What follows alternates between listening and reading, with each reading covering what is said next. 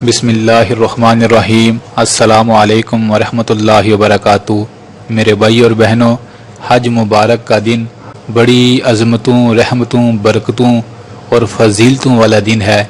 इस दिन को अल्लाह की इबादत में गुजारें, इस दिन को ज़ाया ना करें।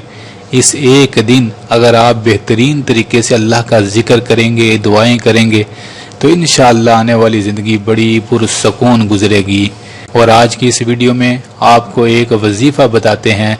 अगर आप ये अमल कर लेंगे, इंशाअल्लाह जिस नीयत के साथ ये अमल आप करेंगे, कायनात के रब से पूरी उम्मीद है कि वो आपकी उस नीयत को, उस दुआ को ज़रूर पूरा फरमा देगा। मेरे भाई और बहनों, करना आपने ऐसे है कि हज के दिन बावुज़ू होकर 313 बार दारोद इब्राहिमी पढ़ना है, बड़े आराम सुकून के साथ, दिल की गहराइयों के साथ। दारोद इब्राहिमी पढ़ने के बाद आपने अल्लाह की बारगाह में अर्ज़ करनी है, ऐ मालिक, ये सारा दारोद पाक मैं अपने नबी सल्लल्लाहु अलैहि वसल्लम को हदिया करता हूँ। ऐ मेरे मालिक, इस अमल को कबूल फरमा लीजिए। और आपने कहना है, ऐ अल्लाह, आपको भी पसंद है कि दारोद पाक पढ़ा जाए। ऐ मेरे मालिक, मैंने आपके फजल से पढ़ा, और मेरे मालिक, आप हदिया का, तोहफे का बेहतरीन बदल अता फरमाते हैं।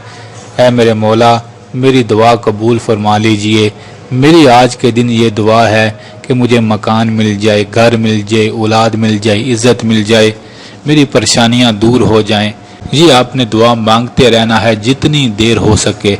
इंशाअल्लाह इस अमल के बदले आप देखेंगे कायनात का रब आपके तमाम गमों और परेशानियों को ज़रूर दूर फरमा देगा।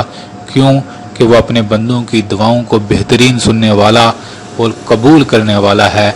हज का दिन हो, दारोद इब्राहिमी हो और आपकी दुआ हो, इंशाअल्लाह आने वाली ज़िंदगी में आप देखेंगे अल्लाह बड़ी बहारों से नवाजेंगे। इस अमल को ज़रूर कीजिएगा, और किसी और भी दिन आप ये अमल कर सकते हैं। आप अल्लाह की रहमत से, अल्लाह के फजल से कभी महरूम नहीं रहेंगे इंशाअल्लाह।